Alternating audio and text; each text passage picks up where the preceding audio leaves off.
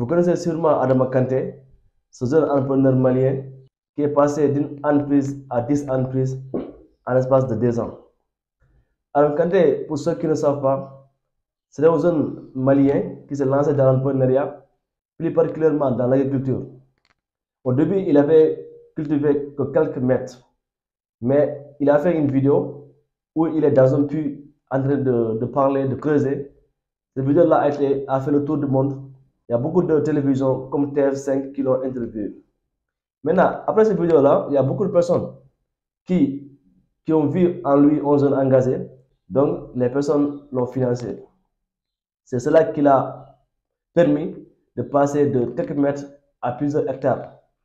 Et il a lancé 9 autres entreprises, ce qui fait que 10 entreprises en l'espace de 2 ans, ou même moins. Maintenant, depuis quelques jours, il y a un scandale financier. Adam Kanté n'a pas pu payer les investisseurs qui l'ont financé et il a fui. Maintenant, qu'est-ce qu'on peut en dire?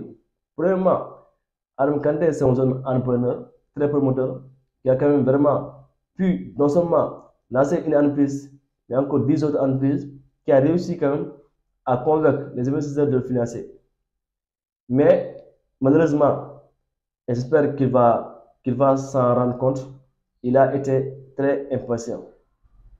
Parce que vouloir lancer 10 entreprises en l'espace de 2 ans, avec l'argent des gens, ce n'est pas ce qu'il faut faire. Il a fait une erreur.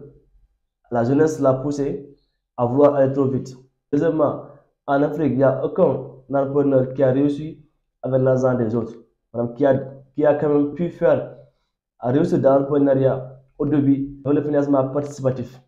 La plupart, sinon tous, les entrepreneurs qui ont réussi, ce sont ceux qui ont commencé avec rien, qui ont bâti quelque chose, et après cela, ils ont eu à avoir des prêts bancaires et tout.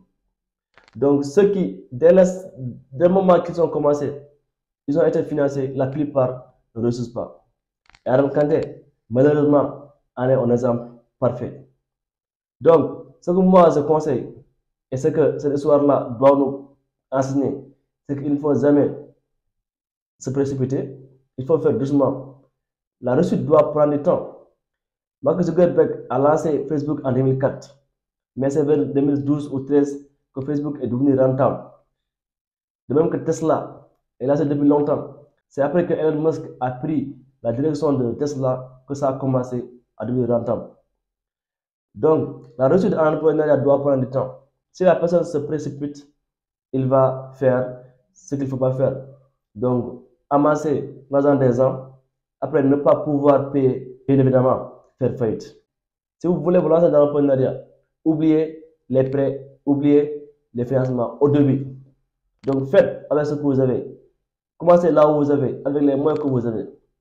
Et maintenant, si après 2 ans, 3 ans, 4 ans, vous avez déjà une entreprise qui tourne, avec tout est automatisé, là, vous pouvez demander un prêt pour le développer. Mais ne faites pas l'erreur que Adam Kanté a fait. Ne soyez pas précipité. Il ne faut pas utiliser l'argent des gens pour commencer. Parce que l'emploi en Afrique, c'est très difficile. Il y a beaucoup d'aléas, il y a beaucoup de limites, il y a beaucoup de problèmes.